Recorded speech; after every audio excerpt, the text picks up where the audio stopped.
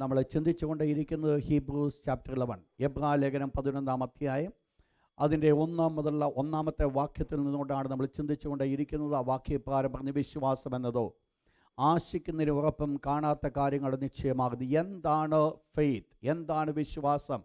നമ്മളതിൻ്റെ ഒരു ഡെഫിനേഷൻ നമ്മൾ കണ്ടത് ഒരു അചഞ്ചലമായിരിക്കുന്ന ദൈവത്തിലുള്ള വിശ്വാസമാണ് വിശ്വാസമെന്ന് പറയുന്നത്. ദൈവത്തിലുള്ള ആശ്രയമാണ് വിശ്വാസമെന്ന് പറയുന്നത്. പ്രധാനമായിട്ട് നമ്മൾ ചില കാര്യങ്ങൾ മനസ്സിലാക്കി. ഡിഫറെൻറ്റ് കൈൻഡ്സ് ഓഫ് ഫെയ്ത്ത്, വിവിധ രീതിയിലുള്ള വിശ്വാസം നമ്മൾ കണ്ടു. പ്രധാനമായിട്ട് 4 രീതിയിലുള്ള വിശ്വാസത്തെയാണ് നമ്മൾ കാണുവാൻ ഇടയായിത്തീർന്നത്. ഒന്നാമത് നമ്മൾ ചിന്തിച്ചത് അൺബിലീഫ്, അവിശ്വാസം. വിശ്വാസം എങ്ങനെയുള്ളത് എന്ന് എങ്ങനെ മനസ്സിലാക്കാം? നമ്മൾ കഴിഞ്ഞ ദിവസം ചിന്തിച്ചത് പ്രവൃത്തിയാണോ നമ്മുടെ വിശ്വാസത്തെ വെളിപ്പെടുത്തുന്നത്? എങ്ങനെ ഞാൻ റിയാക്ട് ചെയ്യുന്നു, എങ്ങനെ ഞാൻ പ്രവർത്തിക്കുന്നു. എൻ്റെ വാക്കിൽ കൂടെ കടന്നു വരുന്ന വാക്കുകളല്ല പ്രാധാന്യമുള്ളത്, എൻ്റെ പ്രവൃത്തിയാണോ അതിന് വളരെ കാര്യമായിട്ടുള്ളത്. പ്രവൃത്തിയാണോ എൻ്റെ വിശ്വാസം എത്രത്തോളം എന്നുള്ളത് വെളിപ്പെടുത്തുവാൻ ഇടയായിത്തീരുന്നത്. അങ്ങനെയെങ്കിൽ 4 വിധത്തിലുള്ള വിശ്വാസം നമ്മൾ കണ്ടു. ഒന്ന് നമ്മൾ കണ്ടത് അൺബിലീഫ്, അവിശ്വാസം. രണ്ടാമത് നമ്മൾ കണ്ടത് നോ ഫെയ്ത്ത്, വിശ്വാസമില്ല. എന്താണ് അവിശ്വാസവും നോ ഫെയ്ത്തുമായുള്ള വ്യത്യാസം? നോ ഫെയ്ത്തിൻ്റെ പ്രത്യേകത എന്ന് പറയുന്നത് അതിനകത്ത് ഒരു നെഗറ്റീവ് പവർ ആക്ട് ചെയ്യുന്നില്ല. എന്നാൽ അൺബിലീഫിനകത്ത് നെഗറ്റീവ് പവറായിരിക്കും ആക്ട് ചെയ്യുന്നത്. എന്ന് പറഞ്ഞാൽ ദൈവത്തിൻ്റെ വചനത്തിലുള്ള വിശ്വാസം, ദൈവത്തിൻ്റെ വചനം നിറവേറ്റപ്പെടത്തില്ല എന്നുള്ള ഒരു കൺസെപ്റ്റായിരിക്കും അൺബിലീഫിനകത്ത് ഉണ്ടാകുവാനിടയായിത്തീരുന്നത്. നമ്മൾ കഴിഞ്ഞ ദിവസങ്ങളൊക്കെ ദുഃഖമായിട്ട് നമ്മൾ കാണുകയുണ്ടായി. എന്താണ് അതിൻ്റെ എഫക്റ്റ്? എങ്ങനെ നമുക്കത് മനസ്സിലാക്കുവാൻ സാധിക്കും? തുടർന്ന് നമ്മൾ ചിന്തിക്കുവാൻ ഇടയായിത്തീർന്നത് മൂന്നാമത്തത് ലിറ്റിൽ ഫെയ്ത്ത്, അല്പവിശ്വാസം. അതും നമുക്ക് വെളിപ്പെടുവാൻ ഇടയായിത്തീർന്നു. 4 നമ്മൾ കണ്ടത് ഗ്രേറ്റ് ഫെയ്ത്ത്. അതാണ് കഴിഞ്ഞ ആഴ്ച നമ്മൾ ചിന്തിച്ചത്. ഗ്രേറ്റ് ഫെയ്ത്ത്, വലിയ വിശ്വാസം. വലിയ വിശ്വാസം എങ്ങനെ വെളിപ്പെടുവാൻ ഇടയായിട്ട് എന്താണ് ഗ്രേറ്റ് ഫെയ്ത്ത് ചെയ്യുന്നത് എന്നുള്ളത് നിങ്ങൾക്ക് കാണുവാൻ സാധിക്കും. ഒന്ന്, അത് ഡിപ്പെൻഡ്സ് ഓൺ ഗാഡ്, ദൈവത്തിൽ അത് പരിപൂർണമായിട്ട് ആശ്രയിക്കുന്നു. രണ്ടാമത് എന്താണ് ഗ്രേറ്റ് ഫെയ്ത്ത്? ഗ്രേറ്റ് ഫെയ്ത്ത് എന്ന് പറയുന്നത് is more connected to his life than its size. അതിൻ്റെ വലിപ്പത്തിലല്ല പ്രാധാന്യമുള്ളത്, അതിൻ്റെ ജീവനിലാണ് പ്രാധാന്യമുള്ളത്. ഗ്രേറ്റ് ഫെയ്ത്ത് എപ്പോഴും ജീവനുള്ളതായിരിക്കും. 3 നമ്മൾ കണ്ടത് effective faith gross under pressure. അത് എത്രമാത്രം പ്രതികൂലങ്ങൾ ഉണ്ടെങ്കിലും ഗ്രേറ്റ് ഫെയ്ത്ത് ആകുന്നുവെങ്കിൽ ഒരിക്കൽ പോലും തളർന്നു പോകത്തില്ല, ഒരിക്കൽ പോലും വീഴുകയില്ല. ഏതെല്ലാം പ്രതികൂലങ്ങൾ കടന്നു വന്നാലും അതിൻ്റെയൊക്കെയും നടുവിൽ അത് ഉയർന്ന് വളർന്നു വരുന്നതായിട്ട് കാണുവാൻ സാധിക്കും. നെക്സ്റ്റ് നമ്മൾ കണ്ടത് effective faith become stronger through endurance. Effective faith എന്ത് തരുന്നു? നമുക്ക് ചെയ്തു തരുന്നത് സ്ഥിരതയിലേക്ക് നടത്തുന്നു. ദൈവത്തിൽ പരിപൂർണമായി ചാരുവാൻ, ദൈവത്തിൽ പരിപൂർണമായിട്ട് ആശ്രയിപ്പാൻ സഹായിക്കുന്നു. ലാസ്റ്റ് നമ്മൾ കണ്ടത് effective faith has hopeful anticipation. ഒരു പൂർണ്ണമായിരിക്കുന്ന ഒരു പ്രതീക്ഷ, ഒരന്തം, അത് സംഭവിക്കും എന്നുള്ളതായിരിക്കുന്ന പൂർണ്ണ നിശ്ചയം. അത് നമ്മൾ കാണുന്നില്ല എങ്കിലും നമ്മൾ മനസ്സിലാക്കുക, എൻ്റെ ജീവിതത്തിൽ സംഭവിക്കുക തന്നെ ചെയ്യും. അചഞ്ചലമായിരിക്കുന്ന ഒന്ന്, അതാണ് ഗ്രേറ്റ് ഫെയ്ത്തിൻ്റെ ഒരു പ്രത്യേകത. നമ്മൾ ഉദാഹരണം പല കാര്യങ്ങൾ നമ്മൾ കാണുകയുണ്ടായി. അബ്രഹാമിൻ്റെ ജീവിതത്തിൽ തന്നെ നമ്മൾ കണ്ടത്, അബ്രഹാം വിശ്വസിച്ചു, ദൈവത്തിൽ പരിപൂർണമായിട്ട് ആശ്രയിച്ചു. ഇത് ദൈവം ചെയ്തു തരുവാൻ ശക്തനെന്ന് പരിപൂർണമായിട്ട് മനസ്സിലാക്കി. ഇന്ന് രാത്രിയിൽ അടുത്ത വിഷയത്തിലേക്ക് നമ്മൾ കടക്കുകയാണ്. രാത്രി നമ്മൾ ചിന്തിക്കുവാൻ പോകുന്നത് why do we need faith? എന്തിന് വിശ്വാസം ആവശ്യമാണ്? Why do we need faith? എന്തിന് വിശ്വാസം ആവശ്യമാണ്? കഴിഞ്ഞ ദിവസം ഞാൻ ഒരു കാര്യം ഞാൻ ഓർപ്പിക്കുകയുണ്ടായി. കർത്താവായ യേശുക്രിസ്തു ഈ ലോകത്തിലായിരുന്നപ്പോൾ അത് പ്രശംസിക്കുവാൻ ഇടയായിത്തീർന്നത് ഒരൊറ്റ കൂട്ടം ആൾക്കാരെയാണോ? അവരുടെ പ്രത്യേകത ഗ്രേറ്റ് ഫെയ്ത്ത്, എഫക്റ്റീവ് ഫെയ്ത്ത് ആയിരുന്നു. അപ്പോൾ എഫക്റ്റീവ് ഫെയ്ത്ത് ഉള്ളവരെ മാത്രമേ കർത്താവ് പ്രശംസിച്ചിട്ടുള്ളൂ. ശ്രദ്ധിക്കുക വേർഡ്. അതുകൊണ്ട് അൺബിലീഫിനെ കർത്താവായ യേശു ശാസിച്ചു. ലിറ്റിൽ ഫെയ്ത്ത്, നോ ഫെയ്ത്ത്, വിശ്വാസമില്ലാത്തതിനെ കർത്താവായ യേശു ശാസിച്ചു. അല്പവിശ്വാസികളെയും കർത്താവായ യേശു ശാസിച്ചു. നിങ്ങൾ മനസ്സിലാക്കണം, ഈ 3 വിശ്വാസം കൊണ്ടും നമുക്ക് യാതൊരു ഗുണവുമില്ല. കർത്താവായ യേശുക്രിസ്തു ആഗ്രഹിക്കുന്ന ഒറ്റ വിശ്വാസമേ ഉള്ളൂ, അത് ഗ്രേറ്റ് ഫെയ്ത്ത് ആണ്. എല്ലാവരും ചേർത്ത് പറഞ്ഞാണ് ഗ്രേറ്റ് ഫെയ്ത്ത്. ദൈവം നമ്മൾക്കൂടെ എക്സ്പെക്റ്റ് ചെയ്യുന്നത് ഗ്രേറ്റ് ഫെയ്ത്ത് മാത്രമാണ്. ബാക്കിയുള്ള ഒരു വിശ്വാസവും ദൈവം കാണുവാൻ ആഗ്രഹിക്കുന്നില്ല. നോ ഫെയ്ത്തോ ലിറ്റിൽ ഫെയ്ത്തോ മറ്റൊന്നുമല്ല, അൺബിലീഫോ അല്ല നമുക്ക് വേണ്ടത്. നമുക്ക് വേണ്ടത് ഗ്രേറ്റ് ഫെയ്ത്ത് ആണ്. ഇന്നലെ ദൈവസനിൽ വന്ന വ്യക്തിയാണെങ്കിലും 25 കൊല്ലമായിട്ട് ദൈവസനിൽ വന്ന വ്യക്തിയാണെങ്കിലും ഏതെല്ലാം വർഷങ്ങൾ എത്ര പഴക്കമുണ്ട് എന്നുള്ളതല്ല ദൈവം കാണുവാൻ ആഗ്രഹിക്കുന്നത്. വർഷത്തിൻ്റെ പഴക്കം കൊണ്ടല്ല ഗ്രേറ്റ് ഫെയ്ത്തിലേക്ക് വരുന്നത്. ശ്രദ്ധിക്കുക വേർഡ്, വർഷത്തിൻ്റെ പഴക്കം കൊണ്ടല്ല ഗ്രേറ്റ് ഫെയ്ത്തിലേക്ക് വരുന്നത്. അത് ഒരു രീതിയിൽ നമ്മളെ സഹായിക്കും എന്നുള്ളത് സത്യം തന്നെയാണ്. പക്ഷേ ഗ്രേറ്റ് ഫെയ്ത്ത് എന്ന് പറയുന്നത് ജീവിതത്തിൽ ഉണ്ടാകേണ്ട കാര്യമാണ്. നമ്മൾ കർത്താവായ യേശു ക്രിസ്തുവിനെ നമ്മൾ സ്വന്തം രക്ഷാവായി സ്വീകരിക്കുന്ന സമയം മുതൽ നമ്മിൽ വെളിപ്പെടേണ്ട ഒരു വിശ്വാസമാണോ വലിയ വിശ്വാസം, ഗ്രേറ്റ് ഫെയ്ത്ത്. ഇതല്ലാതെ മറ്റൊന്നും ദൈവം എക്സ്പെക്റ്റ് ചെയ്യുന്നില്ല. ഇതല്ലാതെ മറ്റൊരു വിശ്വാസം കൊണ്ടും യാതൊരു ഗുണവും ഉണ്ടാകത്തില്ല. ദൈവം എന്തെങ്കിലും ക്രിയേറ്റീവായിട്ട് പ്രവർത്തിക്കണമെങ്കിൽ, ദൈവത്തിൻ്റെ പക്കൽ നിന്നോ എന്തെങ്കിലും പ്രാപിക്കണമെങ്കിൽ നമുക്ക് ഒരു ഗ്രേറ്റ് ഫെയ്ത്ത് ഉണ്ടായിരിക്കണം. അങ്ങനെയെങ്കിൽ എന്തുകൊണ്ടാണ് ഗ്രേറ്റ് ഫെയ്ത്ത് ആവശ്യമായി? Why do we need great faith? എന്തുകൊണ്ട് നമുക്ക് ഫെയ്ത്ത് ആവശ്യമാണ്? ചില പോയിന്റ്സ് ഇന്ന് രാത്രി ഒന്നാമത് ഞാൻ പറയുവാൻ ആഗ്രഹിക്കുകയാണ്. അതിനാധാരമായിട്ട് റോമക്ലേനം 5-ാം റോമൻസ് ചാപ്റ്റർ 5 വേഴ്സ് നമ്പർ 1. ദൈവത്തിന് മഹത്വം ഉണ്ടാകട്ടെ. എന്താണ് ഫെയ്ത്തിൻ്റെ ആവശ്യകത? അവിടെ നമ്മൾ റോമൻസ് ചാപ്റ്റർ 5 വേഴ്സ് 1 അത് വായിച്ചത് ഇപ്രകാരമാണ്: വിശ്വാസത്താൽ നീതീകരിക്കപ്പെട്ടിട്ട്. അപ്പോൾ അവിടെ നമ്മൾ കാണുന്ന ഭാഗം ടു ബി ജസ്റ്റിഫൈഡ്. ഫെയ്ത്ത് എസെൻഷ്യലാണ് ടു ബി ജസ്റ്റിഫൈഡ് അഥവാ ടു ബിക്കം റൈച്ചസ്. നീതീകരണം പ്രാപിക്കണമെങ്കിൽ വിശ്വാസം വളരെ ആവശ്യമാണ്. വിശ്വാസം ഇല്ലാതെ നീതീകരണം പ്രാപിക്കുവാൻ സാധ്യമല്ല. എന്താണ് നീതീകരണം എന്ന് പറയുന്നത്? നീതീകരണം എന്ന് പറയുന്നത് പാപിയായിരിക്കുന്ന ഒരു മനുഷ്യൻ, കൊലയ്ക്ക് വേണ്ടി വിധിക്കപ്പെടുന്നതായിരിക്കുന്ന ഒരു മനുഷ്യനെ ന്യായാധിപനായിരിക്കുന്ന ദൈവം നോക്കിക്കൊണ്ട് ഇപ്രകാരം പറയുന്നു: ഇവനിൽ ഞാനൊരു പാപവും കാണുന്നില്ല, ഇവൻ യാതൊരു കുറ്റമില്ല എന്ന് ദൈവം ഡിക്ലെയർ ചെയ്യുന്നതാണ് റൈച്ചസ്നെസ് എന്ന് പറയുന്നത്. മനസ്സിലാക്കണം, നീതീകരിക്കുവാൻ കഴിവുള്ളത് ദൈവത്തിന് മാത്രമേ ഉള്ളൂ. ഒരു മനുഷ്യനും നീതീകരിക്കുവാൻ സാധ്യമല്ല.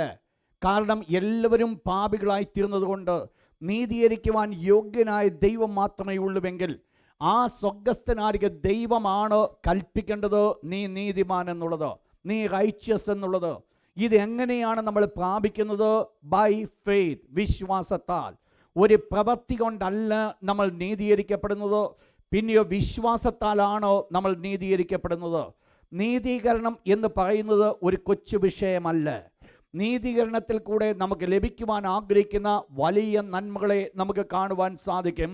ഒരു വാക്യം കൂടെ, റോമലേഖനം 3-ാം 28-ാമത്തെ വാക്യം, റോമൻസ് ചാപ്റ്റർ 3 വേഴ്സ് നമ്പർ 28. ശ്രദ്ധിക്കുക ഭാഗം: ന്യായപ്രമാണത്തിൻ്റെ പ്രവൃത്തി കൂടാതെ വിശ്വാസത്താൽ നീതീകരിക്കപ്പെടുന്നു. നിങ്ങൾക്കറിയാം, ഞാൻ നേരത്തെ പറഞ്ഞിട്ടുണ്ട്, എനിക്ക് തോന്നുന്നു BTH-നായിരിക്കാം, റോമലേഖനവും യാക്കോബിൻ്റെ ലേഖനവും തമ്മിലൊരു വ്യത്യാസമുണ്ട്. രണ്ട് ലേഖനങ്ങളും പഠിപ്പിക്കുന്നത് നീതീകരണം എന്നുള്ള വിഷയമാണ്.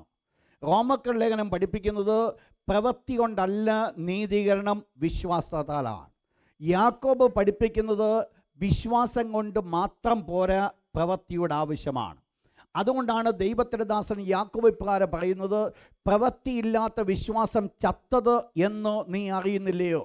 ഇത് രണ്ടും കൂടെ നമ്മൾ കമ്പയർ ചെയ്ത് നമ്മൾ പഠിക്കാമെങ്കിൽ ഇത് രണ്ടും ശരിയായിരിക്കുന്ന ഭാഗം തന്നെയാണ്. എന്താണ് ഇതിൻ്റെ ശരിയായ ഭാഗം എന്ന് പറയുന്നത്? ഒന്ന്, വിശ്വാസത്താലാണോ എനിക്ക് നീതീകരണം കിട്ടുന്നുവെങ്കിൽ എനിക്ക് ലഭിച്ച നീതീകരണത്തിൻ്റെ ഒരു പ്രവൃത്തി എന്നിൽ കൂടെ വെളിപ്പെടേണ്ടത് വളരെ ആവശ്യമാണ്. നീതീകരണത്തിൻ്റെ ഒരു പ്രവൃത്തി എന്നിൽ കൂടെ വെളിപ്പെടുന്നില്ല എങ്കിൽ അത് വാസ്തവത്തിൽ നീതീകരണമല്ല. അങ്ങനെയുള്ളവരെ നോക്കിയാണ് യോഹന്നാൻ സ്നാപകൻ വിളിച്ചു പറഞ്ഞത് സർപ്പസന്തതികളെ എന്ന്. എന്താ അവരുടെ ജീവിതത്തിൽ പ്രാപിച്ചത്? നീതീകരണം ലഭിച്ചില്ല. ഒരു പ്രവൃത്തി അവരുടെ ജീവിതത്തിൽ ഇല്ലായിരുന്നു. നിങ്ങൾ മനസ്സിലാക്കണം, പ്രവൃത്തി കൂടാതെയാണോ നീതീകരണം സംഭവിക്കേണ്ടത്? വിശ്വാസത്താലാണോ നീതീകരണം സംഭവിക്കേണ്ടത്? എങ്ങനെയാണ് നീതീകരണം സംഭവിക്കുന്നത്? രണ്ട് കാര്യങ്ങൾ അതിനകത്ത് അടക്കപ്പെട്ടിരിക്കുന്നു. ഒന്ന്, റോമൻസ് ചാപ്റ്റർ 10 വേഴ്സ് നമ്പർ 9, റോമലേഖനം 10-ാം 9-ാമത്തെ വാക്യം. രണ്ട് കാര്യങ്ങൾ അവിടെ ആവശ്യമാണ്. ഒന്ന്, ബിലീവ് ഇൻ ഹാർട്ട്, ഹൃദയം കൊണ്ട് വിശ്വസിക്കുക. രണ്ട്, കൺഫസ് വിത്ത് യുവർ മൗത്ത്, വാഗൊണ്ട് ഏറ്റുപറയുക.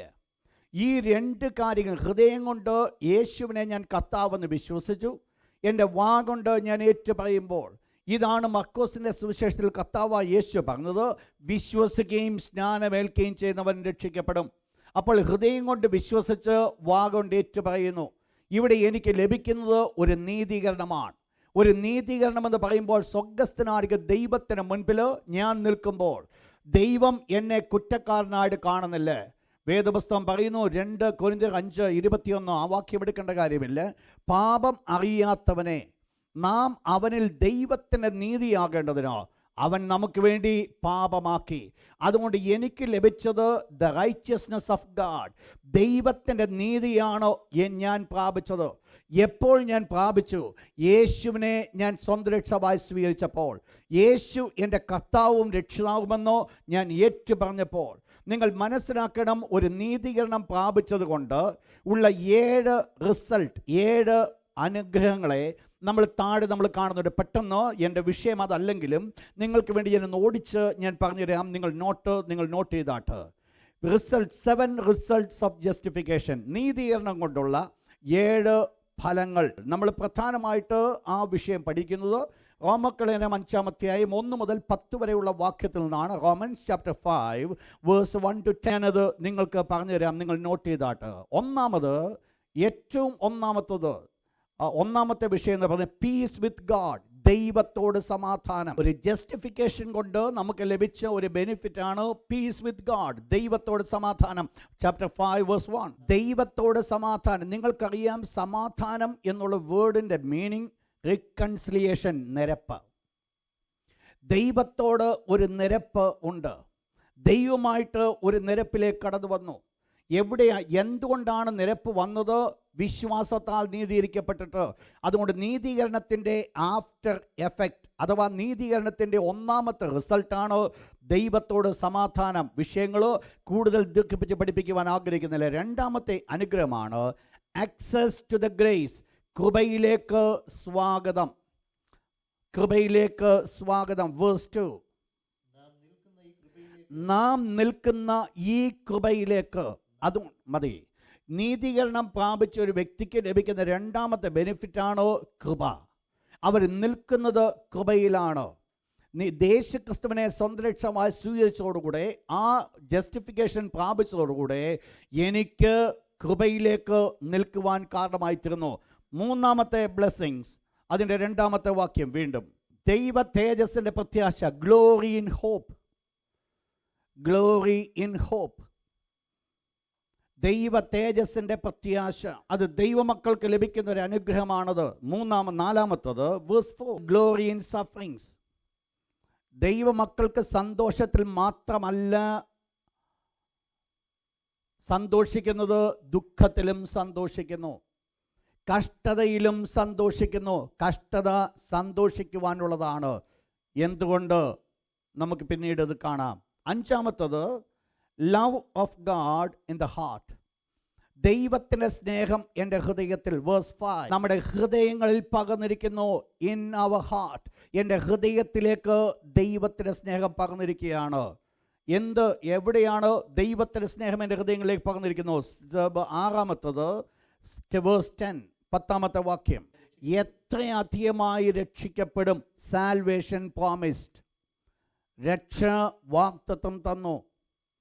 എത്രയധികമായി നാം രക്ഷിക്കപ്പെടും. നാം ശത്രുക്കളായിരുന്നപ്പോൾ അവൻ്റെ പുത്രൻ്റെ മരണത്താൽ നമുക്ക് ദൈവത്തോട് നിരപ്പ് വന്നവയിൽ നിരന്ന ശേഷം അവനാൽ എത്രയധികമായി നാം രക്ഷപ്പെടും. 7-ാമത്തെ പോയിന്റ് വേഴ്സ് 9, അവൻ്റെ രക്തത്താൽ റിക്കൺസിലിയേഷൻ ബൈ ദ ബ്ലഡ്. നമ്മൾ മനസ്സിലാക്കിയ 7 വിധ അനുഗ്രഹങ്ങളാണ് നീതീകരണം പ്രാപിച്ച ഒരു വ്യക്തിക്ക് ദൈവത്തിൻ്റെ തിരുവചനം പഠിപ്പിക്കുന്നത്. ശ്രദ്ധിക്കുക ആ ഭാഗം. അതുകൊണ്ട് നീതീകരണമെന്ന് പറയുന്നത് ഒരു ചെറിയ വിഷയമല്ല. നീതീകരണമെന്ന് പറയുന്നത് ഒരു വ്യക്തിക്ക് ഈ ലോകത്തിൽ ലഭിക്കുവാൻ സാധിക്കുന്ന ഏറ്റവും വലിയൊരു പദവിയാണോ ഇതെന്ന് കാണുവാൻ സാധിക്കും. നീതീകരണം ആരെങ്കിലും പ്രാപിച്ചിട്ടുണ്ടെങ്കിൽ അവർക്ക് ഈ സകല അനുഗ്രഹങ്ങൾ അവരെ ഫോളോ ചെയ്യുന്നു. അപ്പോൾ ഈ നീതീകരണം പ്രാപിക്കണമെങ്കിൽ എന്തുകൊണ്ട് മാത്രമേ സാധ്യമാകത്തുള്ളൂ? By faith. വിശ്വാസമില്ലാതെ നീതീകരണം സംഭവിക്കത്തില്ല.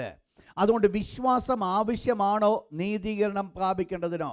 അതുകൊണ്ട് വിശ്വാസം കൂടാതെ നീതീകരിക്കപ്പെടുവാൻ സാധ്യമല്ല. എന്തുകൊണ്ടാണ് വിശ്വാസം ആവശ്യമായിരിക്കുന്നത്? നീതീകരണം നമ്മുടെ ജീവിതത്തിൽ നടക്കണമെങ്കിൽ വിശ്വാസം കൊണ്ട് മാത്രമേ സാധ്യമാകുള്ളൂ. കരങ്ങൾ ഉയർത്തി ദൈവത്തിന് ഹല്ലേലൂയ പറഞ്ഞു കേട്ടോ.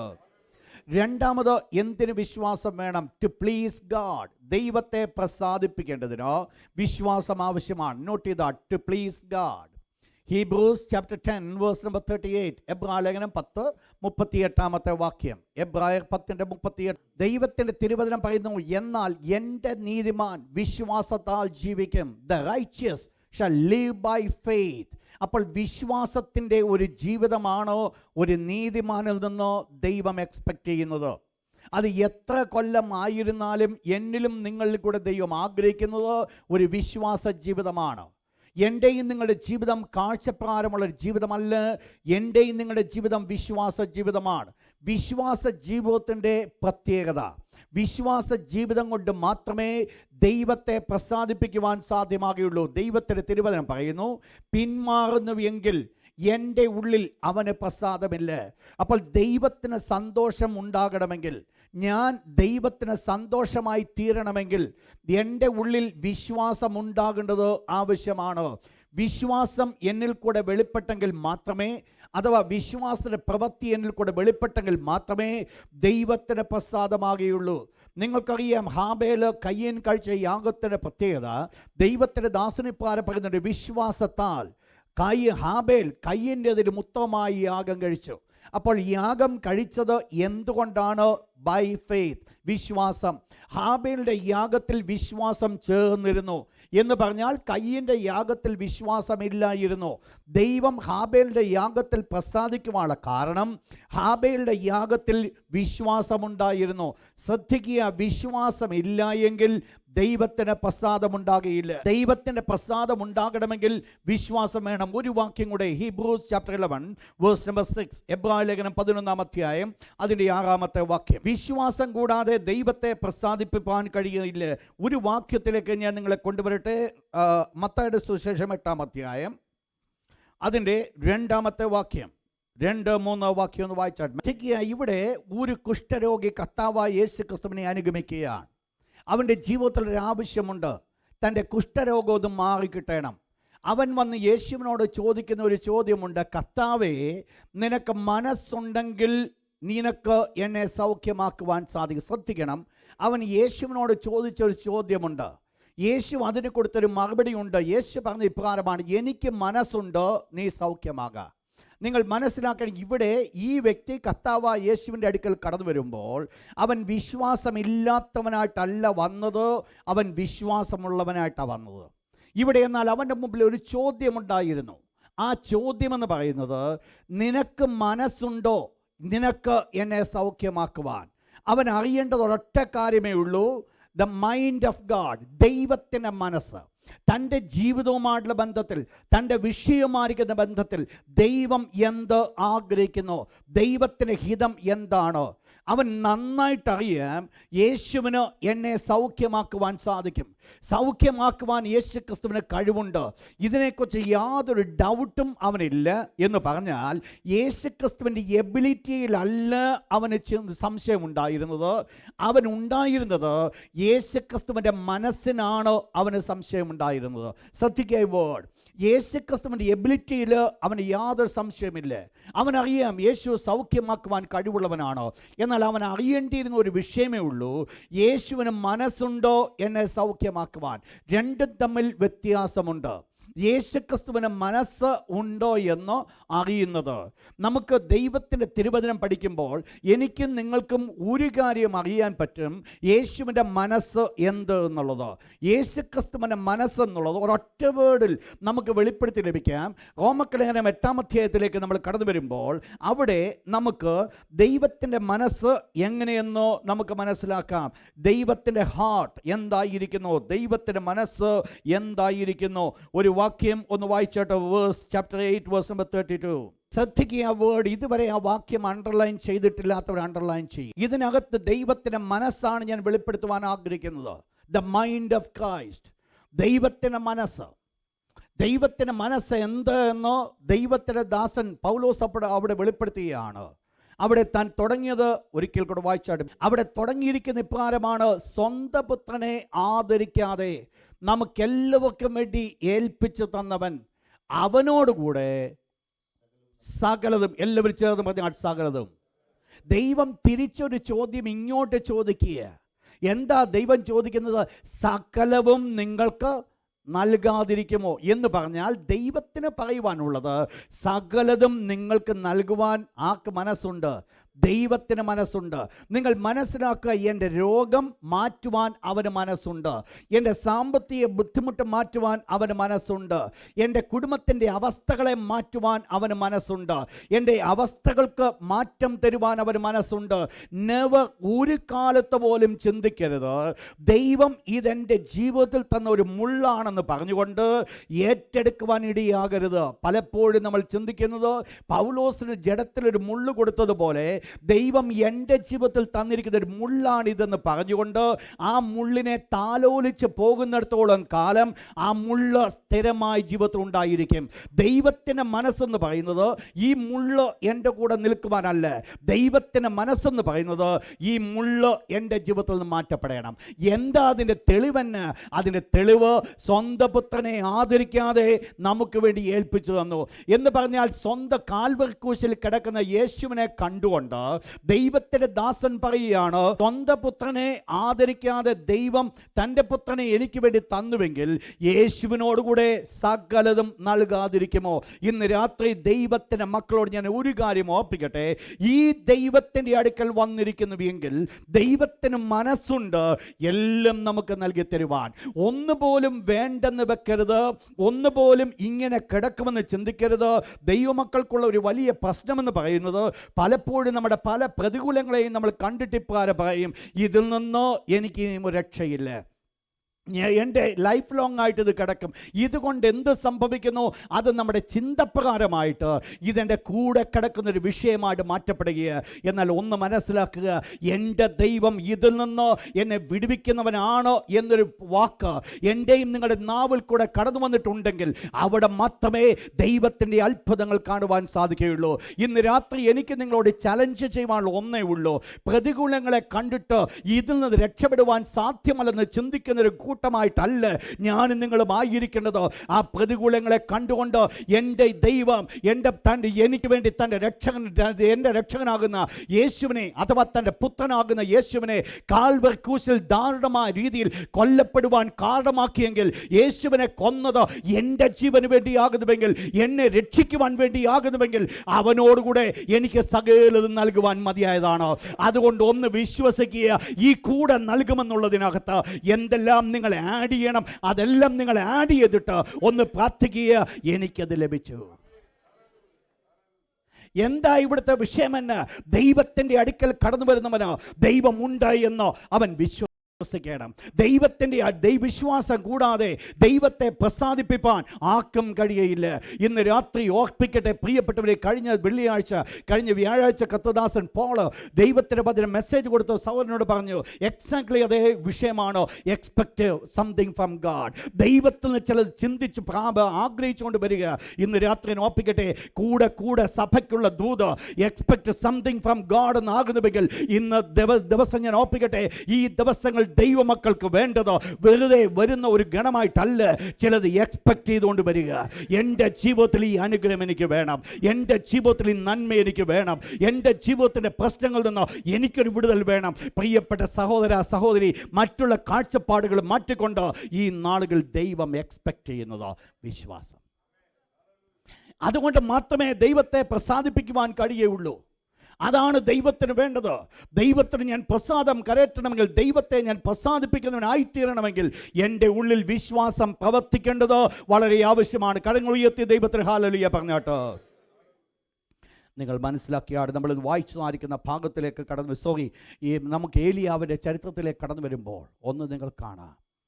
1 Kings chapter 18 verse number 38. Praise God. നിങ്ങൾ മനസ്സിലാക്കുക, ഉടനെ യഹോവയുടെ തീ ഇറങ്ങി. എന്താ ഇവിടെ സംഭവിച്ചത്? ദൈവത്തിൻ്റെ ദാസനാകുന്ന ഏലിയാവ് പ്രാർത്ഥിക്കുക. ആ പ്രാർത്ഥന വെറുതെയല്ല, വിശ്വാസത്തിൻ്റെ പ്രാർത്ഥന.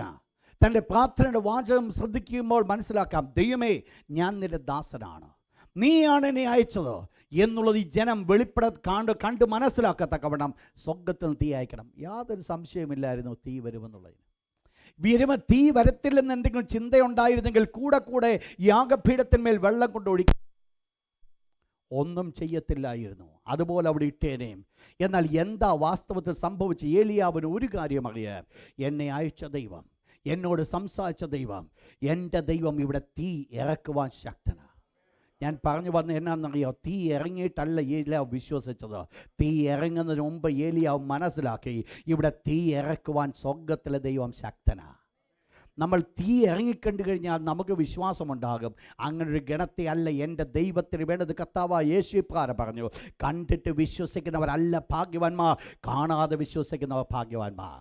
സംഭവം നടന്നിട്ടില്ല, സംഭവം കണ്ടിട്ടില്ല, എന്നാൽ ദൈവത്തിൻ്റെ ഹിതം അതാകുന്നുവെങ്കിൽ ഞാൻ കണ്ണുമടച്ചത് ഏറ്റെടുത്തുകൊണ്ട് വിശ്വസിച്ചുകൊണ്ട് ദൈവത്തിന് രണ്ട് മഹത്വം പറയുമെങ്കിൽ അവിടെയാണ് ദൈവത്തിൻ്റെ കരങ്ങൾ കാണുവാൻ സാധിക്കുന്നത്. ശ്രദ്ധിക്കുക, എന്താ ദൈവം നമ്മൾ കൂടെ എക്സ്പെക്റ്റ് ചെയ്യുന്നത്? ഫെയ്ത്ത്. വിശ്വാസമില്ലെങ്കിൽ ദൈവത്തെ പ്രസാദിപ്പിക്കുവാൻ സാധ്യമല്ല. ഇന്ന് രാത്രി ഞാൻ ഓർപ്പിക്കട്ടെ, നമ്മൾ ദൈവമക്കളെന്ന് പറഞ്ഞിട്ട്, വിശ്വാസികളെന്ന് നമ്മുടെ പേരുകൾ പറഞ്ഞിട്ട് വിശ്വാസത്തിൻ്റെതായിരിക്കുന്ന ഒരു സ്റ്റെപ്പും ജീവിതത്തിൽ ഇല്ല എങ്കിൽ നാം വിശ്വാസികളോ എന്നുള്ളത് 1% പരിശോധിച്ച് നോക്കണം. അപ്പോൾ വിശ്വാസമുണ്ടെങ്കിൽ എന്ത് ചെയ്യാൻ പറ്റും? ദൈവത്തെ പ്രസാദിപ്പിക്കുവാനായിട്ട് സാധിക്കും. 3, എന്ത് വേണം? എന്താണ് ഇവിടെ വേണ്ടത്? വിശ്വാസം കൊണ്ട് എന്ത് സംഭവിക്കും? To live a victorious life.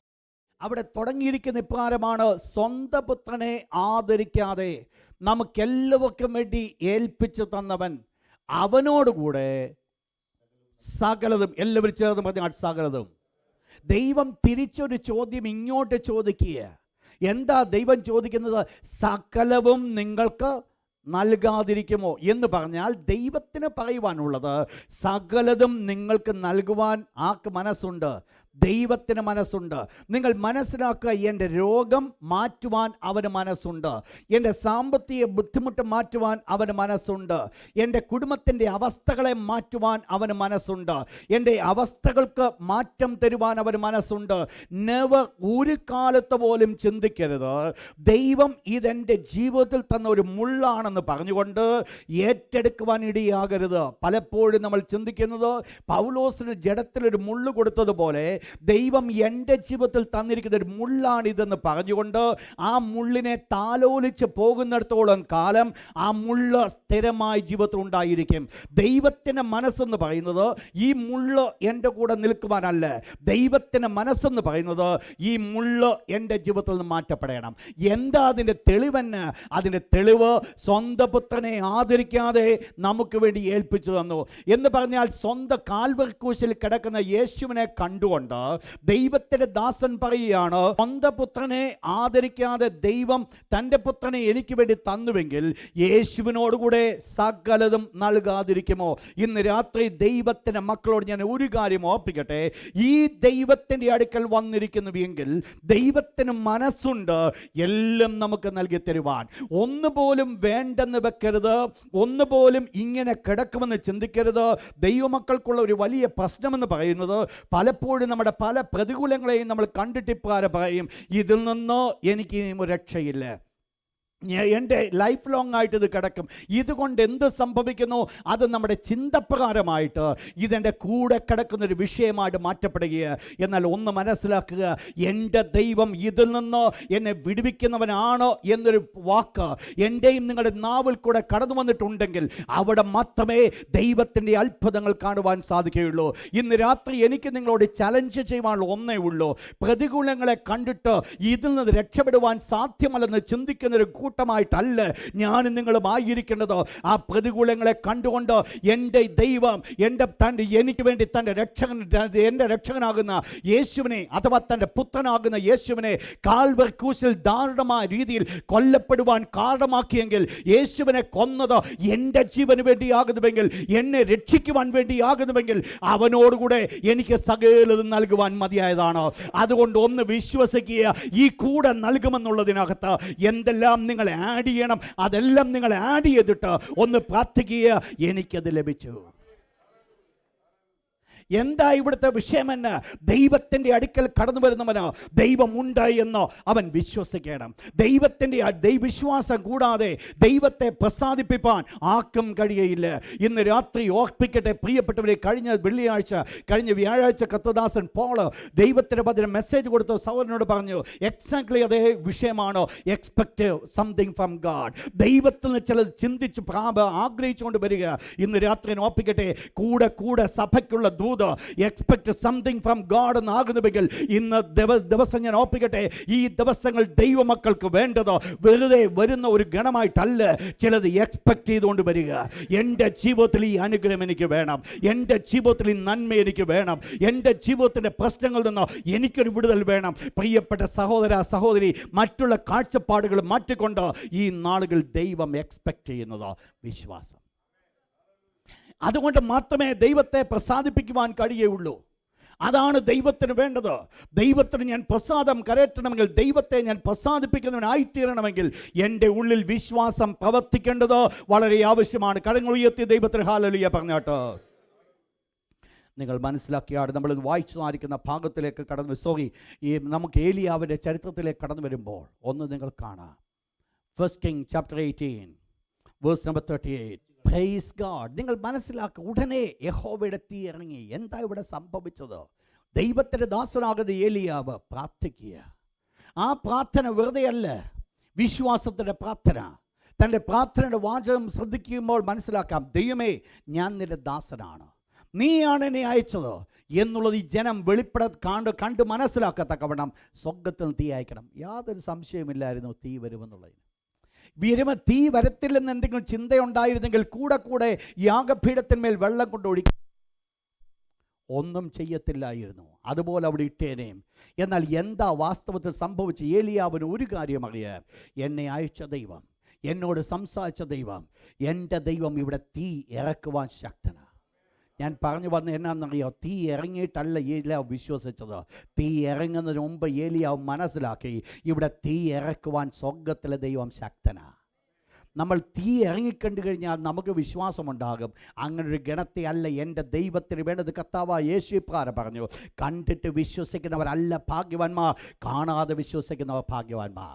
സംഭവം നടന്നിട്ടില്ല, സംഭവം കണ്ടിട്ടില്ല, എന്നാൽ ദൈവത്തിൻ്റെ ഹിതം അതാകുന്നുവെങ്കിൽ ഞാൻ കണ്ണുമടച്ചത് ഏറ്റെടുത്തുകൊണ്ട് വിശ്വസിച്ചുകൊണ്ട് ദൈവത്തിന് രണ്ട് മഹത്വം പറയുമെങ്കിൽ അവിടെയാണ് ദൈവത്തിൻ്റെ കരങ്ങൾ കാണുവാൻ സാധിക്കുന്നത്. ശ്രദ്ധിക്കുക, എന്താ ദൈവം നമ്മൾ കൂടെ എക്സ്പെക്റ്റ് ചെയ്യുന്നത്? ഫെയ്ത്ത്. വിശ്വാസമില്ലെങ്കിൽ ദൈവത്തെ പ്രസാദിപ്പിക്കുവാൻ സാധ്യമല്ല. ഇന്ന് രാത്രി ഞാൻ ഓർപ്പിക്കട്ടെ, നമ്മൾ ദൈവമക്കളെന്ന് പറഞ്ഞിട്ട്, വിശ്വാസികളെന്ന് നമ്മുടെ പേരുകൾ പറഞ്ഞിട്ട് വിശ്വാസത്തിൻ്റെതായിരിക്കുന്ന ഒരു സ്റ്റെപ്പും ജീവിതത്തിൽ ഇല്ല എങ്കിൽ നാം വിശ്വാസികളോ എന്നുള്ളത് 1% പരിശോധിച്ച് നോക്കണം. അപ്പോൾ വിശ്വാസമുണ്ടെങ്കിൽ എന്ത് ചെയ്യാൻ പറ്റും? ദൈവത്തെ പ്രസാദിപ്പിക്കുവാനായിട്ട് സാധിക്കും. 3, എന്ത് വേണം? എന്താണ് ഇവിടെ വേണ്ടത്? വിശ്വാസം കൊണ്ട് എന്ത് സംഭവിക്കും? To live a victorious life. ഒരു ജയകരമായിരിക്കുന്ന ജീവിതം നയിക്കണമെങ്കിൽ, വിജയപ്രദമായിട്ട് മുൻപോട്ട് കടന്നു പോകണമെങ്കിൽ വിശ്വാസം കൊണ്ട് മാത്രമേ സാധ്യമാകുള്ളൂ. വായിച്ചോട്ടെ, 1 John chapter 5 verse number 4. 1 യോഹന്നാൻ 5-ാം അധ്യായം 4-ാമത്തെ വാക്യം. 1 John chapter 5 verse 4.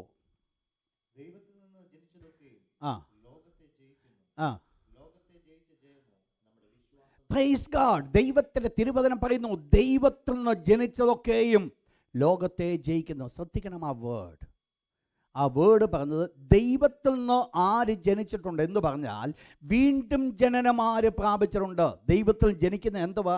വേദപുസ്തകം യോഹന്നാന്റെ സുവിശേഷം 1:12-13 വാക്യപ്രകാരം പറയുന്നു, യേശുവിനെ കൈക്കൊണ്ട് യേശുവിൻ്റെ നാമത്തിൽ വിശ്വസിക്കുന്ന ഏവർക്കും ദൈവമക്കളാകുവാൻ അവൻ അധികാരം കൊടുത്തു.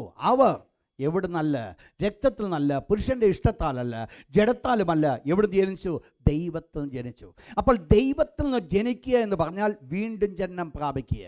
വീണ്ടും ജന്മം പ്രാപിച്ച ഒരു ദൈവപൈതലിനെക്കുറിച്ച് ദൈവത്തിൻ്റെ ദാസൻ യോഹന്നാൻ ഇപ്രകാരം വെളിപ്പെടുത്തുകയാണ്: പ്രിയമുള്ളവരെ, നിങ്ങൾ ദൈവത്തിൽ നിന്ന് ജനിച്ചു എങ്കിൽ നിങ്ങൾ ആരാകുന്നു? ലോകത്തെ ജയിച്ചിരിക്കുന്നു.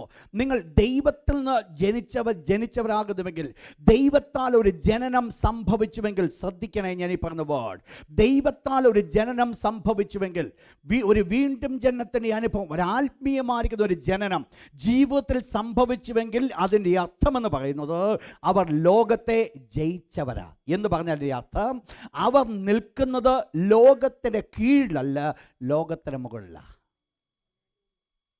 അവർ ഒരിക്കൽ പോലും ലോകത്തിന് കീഴിൽ കിടക്കത്തില്ല. കാരണം അവർ എബോവ് ഓൾ, കർത്താവായ യേശു പറഞ്ഞു, നിങ്ങൾ ഭൂമിയിൽ നിന്നുള്ളവർ, ഞാനോ സ്വർഗ്ഗത്തിനുള്ളവൻ.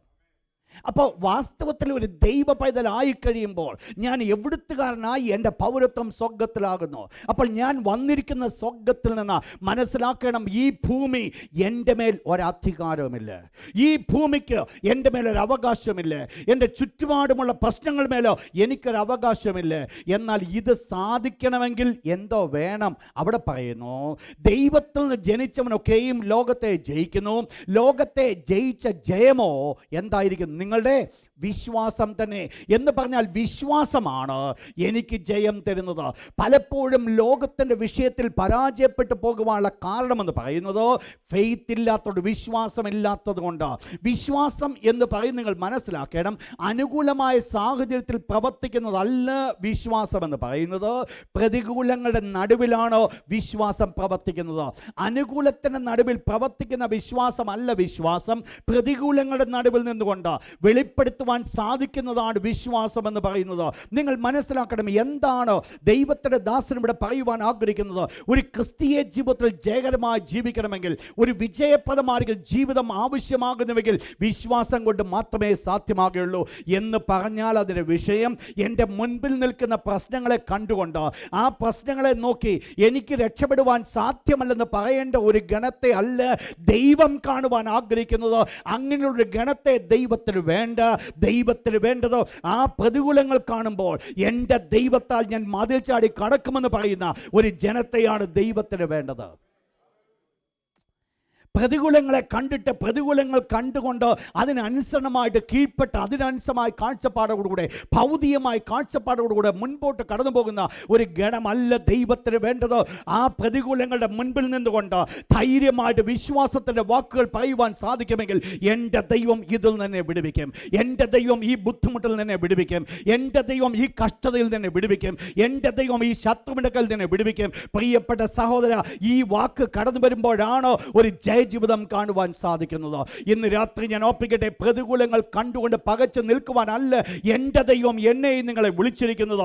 പ്രതികൂലങ്ങളുടെ നടുവിൽ നിന്നുകൊണ്ട് ദൈവത്തിന്റെ പ്രവൃത്തി വെളിപ്പെടുത്തുവാൻ ദൈവം എന്നെയും നിങ്ങളെ വിളിച്ചിരിക്കുന്നു എന്നുള്ളത് നമ്മൾ മനസ്സിലാക്കണം. വിശ്വാസ വീരന്മാരുടെ പട്ടിക നമ്മൾ പഠിക്കുവാൻ പോകുകയാണ്. ആ പട്ടിക നമ്മൾ പഠിക്കുമ്പോൾ നമ്മൾ കാണുന്ന ഒരു കാര്യമുണ്ട്. എല്ലാവരുടെയും ജീവിതത്തിൽ സാധ്യമാകുന്ന ഒന്നിനു വേണ്ടി അല്ല ദൈവം ഇവരെ ആരെയും വിളിച്ചത്. അങ്ങനെയുള്ള ഒരു ചരിത്രം പോലും എബ്രായലേഖനം 11 അധ്യായം പഠിപ്പിക്കുന്നില്ല. എബ്രായലേഖനം 11 അധ്യായം പഠിപ്പിക്കുന്ന ചരിത്രം എന്ന് പറയുന്നത് പ്രതികൂലങ്ങളുടെ നടുവിൽ, അസാധ്യങ്ങളുടെ നടുവിൽ, ഒന്നുമില്ലായ്മയുടെ നടുവിൽ സാധ്യമാക്കുന്ന ഒരു ദൈവത്തിന്റെ പ്രവൃത്തി. ആ വിശ്വാസം ദൈവമക്കൾ കൂടെ വ്യാപരിച്ച് ദൈവത്തിന്റെ കരങ്ങൾ വെളിപ്പെടുത്തിയത് ദൈവഭക്തന്മാരുടെ ചരിത്രമാണ് വേദപുസ്തകത്തിന് പറയുവാനുള്ളത്.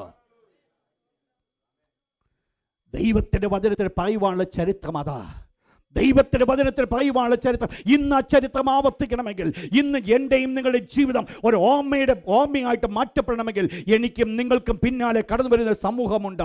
എൻ്റെയും നിങ്ങളുടെ പിന്നിൽ കടന്നു വരുന്ന ഒരു ജനക്കൂട്ടമുണ്ട്.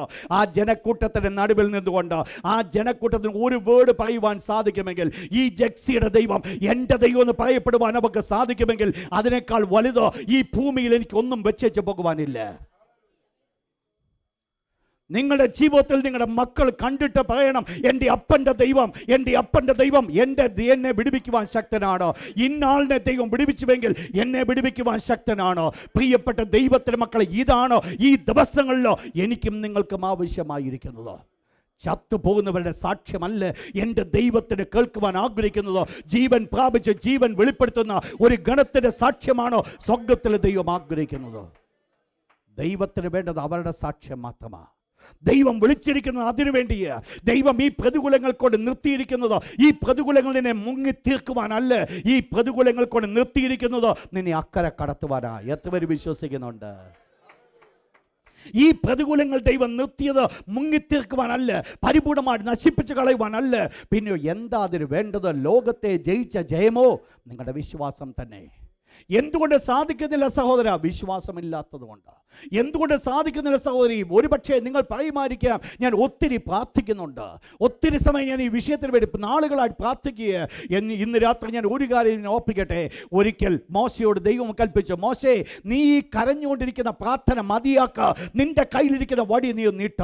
ഇന്ന് രാത്രി ഞാൻ ഓർപ്പിക്കട്ടെ, ഈ ചെങ്കടൽ ഉണങ്ങിയ നിലമാക്കി വിഭാഗിക്കുവാൻ സാധിക്കുന്ന വടിയും കയ്യിൽ പിടിച്ചുകൊണ്ട് മോശ കണ്ണുനീരോടുകൂടെ പ്രാർത്ഥിക്കുന്നതല്ല ദൈവത്തിന് കേൾക്കുവാൻ ആഗ്രഹിക്കുന്നത്, ദൈവം കാണുവാൻ ആഗ്രഹിക്കുന്നത്. ഈ വടിയൊന്ന് നീട്ടുന്നത് കാണുവാൻ സ്വർഗ്ഗത്തിലെ ദൈവം കാണുവാൻ ആഗ്രഹിക്കുന്നു. Holy Spirit, Holy Spirit. ദൈവമക്കൾ മനസ്സിലാക്കണം, എൻ്റെയും നിങ്ങളുടെ മുൻപിൽ നിന്നുകൊണ്ട് ഞാൻ നിങ്ങളും ചെയ്തുകൊണ്ടിരിക്കുന്നത് കണ്ണുനീരോടുകൂടെ പ്രാർത്ഥിച്ചുകൊണ്ടിരിക്കുക. സ്വർഗ്ഗത്തിലെ ദൈവം ഇറങ്ങി വന്നോ എൻ്റെ പ്രശ്നത്തിൽ നിന്ന് വിടുവിച്ചാൽ കൊള്ളായിരുന്നുവെന്ന് ചിന്തിച്ചുകൊണ്ടിരിക്കുകയാണ്. എന്നാൽ ദൈവത്തിന് തിരിച്ചൊന്ന് പറയുവാൻ ഉണ്ട്, കുഞ്ഞെ, നിന്റെ കയ്യിൽ ഒരു വടി തന്നിട്ടുണ്ട്, ആ വടിയൊന്ന് നിനക്ക് നീട്ടുവാൻ സാധിക്കുമെങ്കിൽ നിന്റെ മുൻപുള്ള ചെങ്കൽ ഉണങ്ങിയ തലമാകും. Holy Spirit, Holy Spirit, Holy Spirit, holy God. ദൈവത്തിന് വേണ്ടത് ഈ ഒരു അനുഭവമാണോ? ദൈവത്തിന് വേണ്ടത് അങ്ങനെയുള്ളൊരു ഗണത്തെയാണോ? പ്രതികൂലങ്ങളെ കണ്ടുകൊണ്ട് പ്രതികൂലങ്ങളാണെന്ന് പറഞ്ഞുകൊണ്ടിരിക്കുന്ന ഗണമല്ല.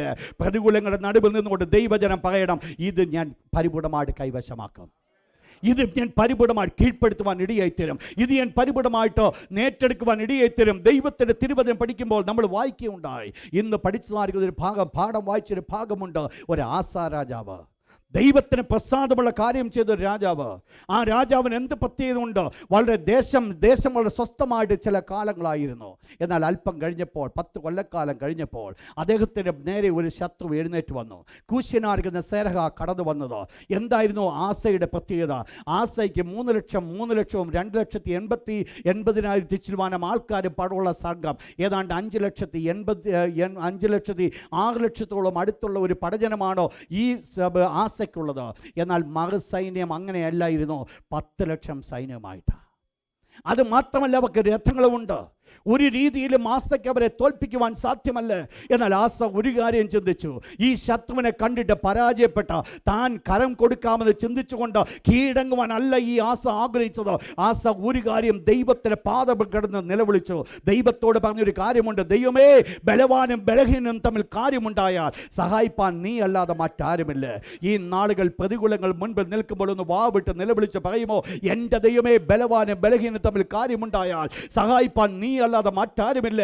യഹോവേ, നീയാണ് എൻ്റെ ദൈവം, മർത്യൻ എന്നെതിരെ പ്രബലനാകരുതേ എന്ന് ആസ നിലവിളിച്ച സമയത്ത് എന്ത് സംഭവിച്ചു? ആസയെ, നിന്റെ കരങ്ങളെ ശക്തി അല്ല സ്വർഗ്ഗത്തിലെ ദൈവം നോക്കിയത്.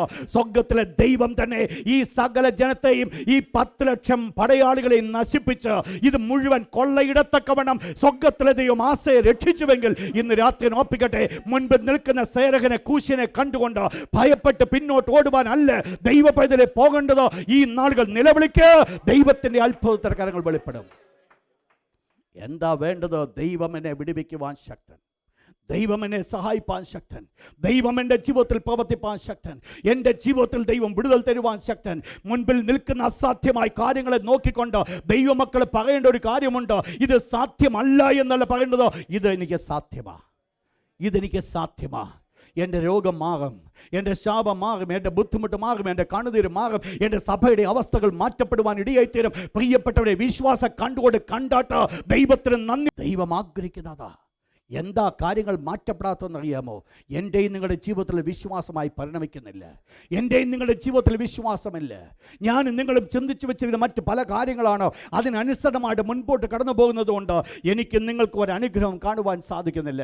എന്നാൽ ഒന്ന് ഞാൻ ഓർപ്പിക്കട്ടെ, എവിടെയാണ് വിശ്വാസം വേണ്ടത്? To lead a victorious life. ഒരു ജയാളിയായി ജീവിക്കണമെങ്കിൽ, ഒരു ജയാളിയായി മുൻപോട്ട് പോകണമെങ്കിൽ അവക്കാണ് വിശ്വാസം വേണ്ടത്.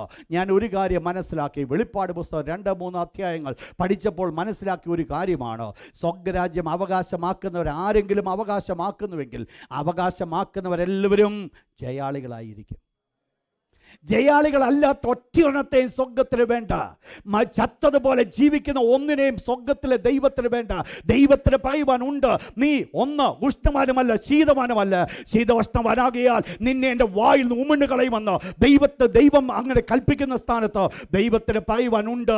സഭയെ നോക്കിക്കൊണ്ട്, സ്മരണയിലെ സഭയെ നോക്കിക്കൊണ്ട് ദൈവത്തിന് പറയുവാനുണ്ട്, നിനക്ക് ഞാൻ ജീവകിരീടം വെച്ചിട്ടുണ്ട്, നിനക്ക് ഞാൻ സ്വർഗത്തിൽ കൊണ്ടുപോയി. എന്താ? പ്രതികൂലങ്ങളുടെ നടുവിൽ, പ്രശ്നങ്ങളുടെ നടുവിൽ, ഒത്തിരി പ്രതിബന്ധങ്ങളുടെ നടുവിൽ ആ പ്രതിബന്ധങ്ങൾ കണ്ടുകൊണ്ട് പിന്നോട്ട് പോകുന്ന ഒരു ജനമായിരുന്നില്ലേ അവർ മുൻപോട്ട് കടന്നു പോകാനിടയായിത്തീർന്നു. ഈ ദിവസങ്ങൾ എനിക്കും നിങ്ങൾക്കും ആവശ്യമായിരിക്കുന്നത് ഈ ഒരു ആറ്റിറ്റ്യൂഡ്. മുൻപിൽ നിൽക്കുന്ന പ്രതികൂലങ്ങളെ കണ്ടുകൊണ്ട്, സാഹചര്യങ്ങൾ വെച്ചുകൊണ്ട് ആ പ്രതികൂലങ്ങളെ അനലൈസ് ചെയ്ത് ഇനി അത് നടക്കത്തില്ലെന്ന് പറയുന്ന ഒരു ഗണത്തെ അല്ല എൻ്റെ ദൈവത്തിന് വേണ്ടത്. സ്വർഗ്ഗസ്ഥനായിരിക്കും ദൈവം തൻ്റെ പുത്രനായ യേശുവിനെ എനിക്കും നിങ്ങൾക്ക് വേണ്ടി കാൽവറി യാഗമായി തീർത്തുവാൻ ഏൽപ്പിച്ചു കൊടുത്തപ്പോൾ ആ യേശുവിനോടുകൂടെ സകല അനുഗ്രഹങ്ങളും എനിക്ക് നൽകി തന്നിട്ടുണ്ടെങ്കിൽ അതിനകത്ത് എൻ്റെ സൗഖ്യം അടങ്ങിയിട്ടുണ്ട്. എൻ്റെ കുഞ്ഞുങ്ങളുടേതായിരിക്കുന്ന ആത്മീയ കാര്യങ്ങൾ അതിനകത്ത് അടക്കപ്പെട്ടിട്ടുണ്ട്. എൻ്റെ സാമ്പത്തിക നന്മകൾ അതിനകത്ത് അടക്കപ്പെട്ടിട്ടുണ്ട്. എൻ്റെ കുടുംബത്തിൻ്റെ മഹത്വം അതിനകത്ത് അടക്കപ്പെട്ടിട്ടുണ്ട്. ഇന്ന് രാത്രി ദൈവമക്കൾ മനസ്സിലാക്കണം, ഇയ്യോബിന്റെ ചുറ്റുപാടും 5 വിധ മേഖലകളിലോ വേലി കെട്ടിവനാകുന്ന ഒരു ദൈവം ഇയ്യോബിനെ മഹിമയിൽ ഉയർത്തുവാൻ ഇടിയായിത്തീർന്നവൻ. എൻ്റെയും നിങ്ങളുടെ ഈ 5 മേഖലകളും ഈ രക്തം കൊണ്ട് മുദ്രയിടുവാൻ ശക്തൻ എന്നുള്ളത് മനസ്സിലാക്കണം. നിങ്ങൾ മനസ്സിലാക്കണം, വെറുതെയല്ല ഞാൻ നിങ്ങൾ നിൽക്കുന്നത്. കഴിഞ്ഞ ദിവസം ഞങ്ങൾ ദൈവദാസന്മാർ ഒരുമിച്ച് കൂടിയപ്പോൾ ഞങ്ങളിപ്രകാരം സംസാരിക്കുവാൻ ഇടയായി തീർന്നു. എൻ്റെ ലോകത്തിലെ അനേക ദൈവദാസന്മാരുടെ ജീവിതത്തിലെ സംഭവങ്ങളെ നോക്കിക്കൊണ്ട് ഇപ്രകാരം പറഞ്ഞു, ഒറ്റ നിമിഷം മതി ഒരു ദൈവ പൈതലിൻ്റെ മാന്യത നഷ്ടപ്പെടുക. എന്താ നിൽക്കുവാൻ കാരണമായിരിക്കും? ഞാൻ നിങ്ങളും എന്തുകൊണ്ടാണ് ഇന്ന് ബഹുമാന്യരായി നിൽക്കുവാൻ കാരണമായി തീർന്നത്? രക്തം കൊണ്ട് മുദ്രയിടപ്പെട്ടിരിക്കുക. എന്താ എൻ്റെയും നിങ്ങളുടെ കരങ്ങളുടെ പ്രയത്നം ദൈവം ഫലവത്താക്കുന്നത്? ഇയ്യോബ് വിതച്ചു, എന്തുകൊണ്ടാണ് മേനിയായിട്ട് വിളയുവാൻ കാരണമായി തീർന്നത്? ദൈവം ആ വിളവിനെ വർദ്ധിപ്പിച്ചു. എന്താ ഇയ്യോബിൻ്റെ കുടുംബം അനുഗ്രഹിക്കപ്പെട്ടതോ? ദൈവം അവിടെ രക്തം കൊണ്ട് മുദ്രയിട്ടു. എന്താ ഇയ്യോബിൻ്റെ പൊസഷൻസ് അതുപോലെ നഷ്ടപ്പെടാതിരുന്നത്? ഇയ്യോബിൻ്റെ ആ പൊസഷനെ ദൈവം മുദ്രയിട്ട് അനുഗ്രഹിച്ചു. എല്ലാ മേഖലകളും 5 മേഖലകളും മുദ്രയിടപ്പെട്ട് കാക്കപ്പെട്ടത് കൊണ്ട് ഇയ്യോബിനുള്ളതും പ്രൊട്ടക്റ്റ് ചെയ്തത് വന്നതുപോലെ തന്നെ ദൈവമക്കൾ മനസ്സിലാക്കണം, എനിക്കും നിങ്ങൾക്കുമുള്ള 5 മേഖലകളും ദൈവം പ്രൊട്ടക്റ്റ് ചെയ്യും. പെട്ടെന്ന് നിങ്ങൾ നോട്ട് ചെയ്തോ, ഏതൊക്കെയാ മേഖല? 1 ജോബ് ഹിം. 5 മേഖല ദൈവമക്കൾ മനസ്സിലാക്കണം. 5 മേഖലകളാണ് പ്രൊട്ടക്റ്റ് ചെയ്യപ്പെടുന്നത്. 1 ജോബ് ഹിംസെൽഫ്. 2 ഹിസ് ഫാമിലി, തൻ്റെ കുടുംബം. 3 ഹിസ് പൊസഷൻ, തനിക്കുള്ള സമ്പാദ്യം. 4 ഹിസ് എഫേർട്ട്, തൻ്റെ കരങ്ങളുടെ അധ്വാന ഫലം. 5 ഹിസ് ഓണർ, തനിക്കുള്ള മാന്യത, ബഹുമാനം. ഇയ്യോബിൻ്റെ പുസ്തകം പഠിക്കുമ്പോൾ നമുക്ക് കാണാം, ദൈവം എപ്പോൾ ആ വേലി പൊളിച്ചുവോ ഈ 5 കാര്യങ്ങളും ഇയ്യോബിന് നഷ്ടമായി. ദൈവം വേലി കെട്ടി സൂക്ഷിച്ചിരിക്കുന്നതുകൊണ്ടാണ് ഈ 5 മേഖലകൾ പ്രൊട്ടക്റ്റ് ചെയ്യപ്പെടുവാനിടയായി. നിങ്ങൾ നോക്കണം, നിങ്ങൾ ഓർത്തോണേ, വീട്ടിൽ പോയി പ്രാർത്ഥിക്കുമ്പോൾ പ്രാർത്ഥിച്ചോണം, ഇയ്യോബിനെ വേലി കെട്ടി കാത്ത കർത്താവ് എന്നെയും നിങ്ങളെ കാവൽ ചെയ്തോണമെന്ന് പ്രാർത്ഥിക്കണം. 5 മേഖലകൾ. കഴിഞ്ഞ നാളുകളുടെ സമ്പാദ്യം നഷ്ടപ്പെടുത്തതക്കവണ്ണം ഇന്ന് അധ്വാനിക്കുന്ന ഫലം തരുന്നില്ലെങ്കിൽ കഴിഞ്ഞ നാളുകളുടെ ആ സമ്പാദ്യമാണ് നഷ്ടപ്പെടുന്നത്. അതല്ല ദൈവം ആഗ്രഹിക്കും, ഇന്നത്തെ എൻ്റെ കരങ്ങളുടെ പ്രയത്ന ഫലം ഞാൻ അനുഭവിക്കണം. എന്താ ഇവിടെ വിഷയം വേണ്ടത്? ദൈവമക്കൾ എന്ന് പറഞ്ഞാൽ ജയാളികളാണ്. അവർ ജയം വരിക്കേണ്ടവരാ. ദൈവത്തിന് വേണ്ടത്. എന്നാൽ ജയം വരിക്കണമെങ്കിൽ എന്ത് ചെയ്തേ പറ്റത്തുള്ളൂ? അവർ വിശ്വാസമായി ഏറ്റെടുക്കണം. എവിടെ? പ്രതികൂലങ്ങളുടെ മുൻപിൽ, അസാധ്യങ്ങളുടെ മുൻപിൽ, സാധ്യതയില്ലാത്ത സാഹചര്യത്തിൽ നിന്നുകൊണ്ട് അവർ പറയണം, ഇതെന്നെ കൊണ്ട് സാധ്യമാകുമെന്ന്. ഇത് പറയണം, ഇതെൻ്റെ ജീവിതത്തിൽ സംഭവിക്കുമെന്ന്. പ്രിയപ്പെട്ടവരെ, പ്രൊനൗൺസ് ബ്ലെസ്സിങ്സ്. നിങ്ങളുടെ നാവിൽ കൂടെ നിങ്ങൾ അനുഗ്രഹം പ്രൊക്ലെയിം ചെയ്താട്ട്, അനുഗ്രഹത്തിൻ്റെ വാക്കുകൾ നിങ്ങളുടെ നാവിൽ കൂടെ പറഞ്ഞാട്ട്, എൻ്റെ കുടുംബം അനുഗ്രഹിക്കപ്പെടും, എൻ്റെ സന്തതികൾ അനുഗ്രഹിക്കപ്പെടും, എൻ്റെ കുഞ്ഞുങ്ങൾ അനുഗ്രഹിക്കപ്പെടും, എൻ്റെ ഭാവി അനുഗ്രഹിക്കപ്പെടും, എനിക്കുള്ളത് അനുഗ്രഹിക്കപ്പെടും. കഴിഞ്ഞ ദിവസം ഞാൻ ചാൾസ് ഡിഫോനെ മാറ്റി സംസാരിച്ചപ്പോൾ അദ്ദേഹം എന്നോട് പറഞ്ഞു, അദ്ദേഹത്തിന് ഏതാണ്ട് 100 ചിലവാനം കമ്പനിയുണ്ട്. ദുബായിൽ അദ്ദേഹം വരുന്നത് തിരിച്ചൊരു കമ്പനി സെറ്റപ്പ് ചെയ്യാൻ വേണ്ടി വരികയാണ്. കഴിഞ്ഞ ദിവസങ്ങൾ നമ്മൾ ചർച്ചിൽ മെസ്സേജ് നടത്തിയ ദൈവദാസൻ്റെ കാര്യമാണ് പറഞ്ഞത്. അദ്ദേഹം കടന്നു പോകുന്ന സകല രാജ്യങ്ങളും തൻ്റെ ബിസിനസ് സെറ്റപ്പ് ചെയ്യുന്നുണ്ട്. കോയമ്പത്തൂർ അദ്ദേഹത്തിന് മീറ്റിംഗ് നടത്താനായിട്ട് ഭയങ്കര ഓപ്പോസിഷൻ. ആ ഓപ്പോസിഷൻ്റെ മുൻപിൽ ഗവൺമെൻറ് പ്രൊട്ടക്റ്റ് ചെയ്തിട്ട് പറഞ്ഞു അവൻ കൺവെൻഷൻ നടത്തുന്ന ഒരൊറ്റ മനുഷ്യൻ തടയരുത്. കാരണം പുള്ളിക്ക് അവിടെ തന്നെ ഉണ്ട് 2-3 ബിസിനസ്. അദ്ദേഹം എന്നോട് പറഞ്ഞ ഒരു വേർഡുണ്ട്, ദൈവത്തിൻ്റെ കരങ്ങൾ. ഈ റിസഷൻ ടൈം എന്ന് പറയുന്നത് ദൈവമക്കൾക്ക് അനുഗ്രഹത്തിൻ്റെ സമയമാണ്. റിസഷൻ എന്ന് പറയുന്നത് ദൈവമക്കളുടെ പ്രമോഷൻ്റെ ടൈമാണ്. ഒന്ന് ശ്രദ്ധിച്ചു നോക്കിയോ, കഴിഞ്ഞ നാളുകളൊക്കെ നമ്മൾ അനുഭവിച്ചത് അതല്ലേ? ഈ റിസഷൻ ദൈവമക്കൾക്കൊരു അനുഗ്രഹമായി. ലോകം കഷ്ടപ്പെടുമ്പോൾ ദൈവമക്കൾ അതിനനുസരിച്ച് കഷ്ടപ്പെടുന്നവരല്ല.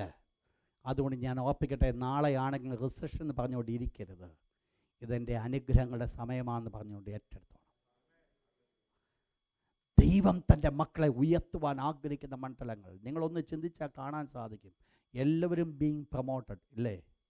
നേരത്തെ 1 ബെഡ്റൂമിൽ താമസിച്ചു, ഇപ്പം 2 ബെഡ്റൂം എടുത്തു. എന്താ കാരണം? റിസഷൻ. നോക്കിയോ, നിങ്ങൾ എവിടെ വേണേലും നോക്കിയോ. എന്താ ഇത്? ഇപ്പം നിങ്ങൾക്കിതൊക്കെ ചിരിയാ, വാസ്തവത്തിൽ സത്യമല്ലേ? അല്ലേ? ദൈവമക്കൾക്ക് റിസഷൻ വന്ന് അവരെ പ്രൊമോട്ട് ചെയ്തു ദൈവം. നിങ്ങൾ മനസ്സിലാക്കണം, ദൈവം പ്രൊമോഷൻ്റെ ദൈവമാണ്. ദൈവമക്കൾക്ക് എന്തെല്ലാം പ്രതികൂലങ്ങൾ വന്നാലും അവർ പിന്നോട്ട് പോകത്തില്ല, അവർ മുൻപോട്ട് കടന്നു പോകും, അവർ ജയാളികളായിത്തീരും. എന്താ വിഷയം? 3, to live a victorious life, ഒരു ജയജീവൻ നയിപ്പാൻ. 1 John chapter 2 verse 13 and 14. 1 യോഹന്നാൻ ലേഖനം 2-13-14 വാക്യം. പാലക്കാരെ നിങ്ങൾക്കുള്ളതാ. നിങ്ങൾ ദുഷ്ടനെ ജയിച്ചിരിക്കുന്നു. യെസ്, നിങ്ങൾ ശക്തരാ. കാരണം ദൈവവചനം നമ്മുടെ ഉള്ളിൽ വസിക്കുന്നുണ്ട്. ശത്രുവിനെ കണ്ടുകൊണ്ട് ഭയപ്പെട്ട് ഓടല്ലേ. ദൈവം യോശുവയോട് പറഞ്ഞൊരു കാര്യമുണ്ട്, ഞാൻ നിന്റെ മുമ്പിൽ ശത്രുക്കളുടെ മുമ്പിൽ നിന്നെ ഭ്രമിപ്പിക്കാതിരിക്കേണ്ടതിന് നീ അവരെ കണ്ട് ഭ്രമിച്ചു പോകരുത്. ധൈര്യമാടുന്നില്ല. ഉള്ളിൽ പേടിയുണ്ടെങ്കിലും പുറത്ത് ധൈര്യം കാണിയത് അത്ഭുതം നടക്കും. എന്താ വിഷയം? നിങ്ങൾ ശക്തരാണ്. ദൈവവചനം നിങ്ങൾ വസിക്കുന്നു. ദുഷ്ടനെ നിങ്ങൾ ജയിച്ചിരിക്കുന്നു. ആ ജയം എന്നിൽ വ്യാപരിക്കുമ്പോൾ ഞാൻ നിങ്ങളും ആ ജയം അനുഭവിക്കേണ്ടവരാ. ദൈവം എന്നെക്കുറിച്ച് ആഗ്രഹിച്ചൊരു പരാജയത്തിൽ ജീവിക്കുവാനല്ല, ദൈവം എന്നെ വിളിച്ചത് ജയത്തിൽ ജീവിപ്പാനാണ്. To lead a victorious life. അതുകൊണ്ട് ഒന്ന് ശ്രദ്ധിച്ചോണം. ഇപ്പോൾ മുൻപിൽ നിൽക്കുന്ന പ്രശ്നങ്ങളെ കണ്ടുകൊണ്ട് ഒരു കാര്യം പറയണം, ഞാനതിനെ ജയിച്ചിരിക്കുന്നു ഒന്ന് പറയണം. ഇന്ന് രാത്രി ഇവിടെ വെച്ച് നിർത്താൻ പോകുക, ഒരു നല്ലൊരു ആരാധന വെളിപ്പെടുവാൻ പോകുകയാണ്. അതുകൊണ്ട് നമ്മൾ ജയാളികളാണ്, നമ്മൾ ജയിക്കുവാനുള്ളവരാ. പരാജയത്തിനുള്ള മക്കളല്ല നമ്മൾ ജയത്തിൻ്റെ മക്കൾ. ഇന്ന് ജയത്തിൻ്റെ ഒരു കൂട്ടമായിരിക്കണം ഇന്ന് ഇവിടുന്ന് വെളിയിലേക്ക് കടന്നു പോകേണ്ടത്. പരാജയത്തോടെ പോകാൻ ആഗ്രഹിക്കുന്നവർ ഇപ്പോൾ ധൈര്യമായിട്ട് വെളിയിൽ ഇറങ്ങി പോകുക, നോ പ്രോബ്ലം. ഇതിനകത്ത് നിൽക്കാൻ ആഗ്രഹിക്കുന്ന ജയാളുടെ ഒരു കൂട്ടമാണ്, ജയമെടുക്കുന്നവരുടെ കൂട്ടമാണ്. നിങ്ങളുടെ ചിന്തയെടുത്ത് മാറ്റിയാട്ട്, നിങ്ങളുടെ ബുദ്ധിമുട്ട് നിങ്ങളെടുത്ത് മാറ്റിയാട്ടോ, അസാധ്യമെന്ന് പറയുന്നത് നിങ്ങളെടുത്ത് മാറ്റിയാട്ടോ. ഇന്ന് നിങ്ങളുടെ മുൻപിൽ ഒരു കാഴ്ചപ്പാട് വരട്ടെ, സാധ്യമാണ്, സാധ്യമാണ്, എൻ്റെ ദൈവത്താലെല്ലാം സാധ്യം.